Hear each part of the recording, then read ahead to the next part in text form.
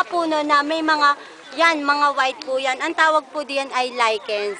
Sa Ibig mga sabihin, white, sariwa ibig pa sabihin tayo. po, sariwa pa po yung hangin na nalalangkap natin. Ate, anong puno yan? Variegated suha po. Ito naman po, variegated chicoso. Yan na po yung sinasabi ko. Once po na variegated, stripe na po yung kanyang dahon. Meron pong other variety ng chico na nakagraph yan. Barricaded. Ay, huwag kayo masyadong bumilid at baka kayo mahulog dyan. Ito naman po, yung civet coffee, according sa Forbes magazine, ang pinaka-most aromatic or most aromatic and most expensive coffee in the world ay yung pong Kape Luwak. Yun po ay sa Indonesia.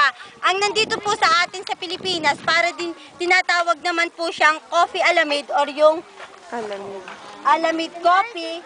Oh, civet coffee is the most expensive coffee in the world. Kasi nga po, ito po yung alamid.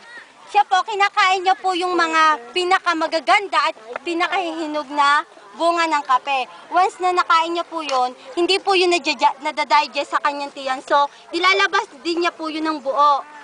Hindi nga po yun nadadigest, nilalabas din niya po yun ng buo through their pupo. So, yun po yung mga nililimot ng farmer para gawing civet coffee. So, yung pong civet coffee, siya po yung most aromatic and most expensive coffee in the world.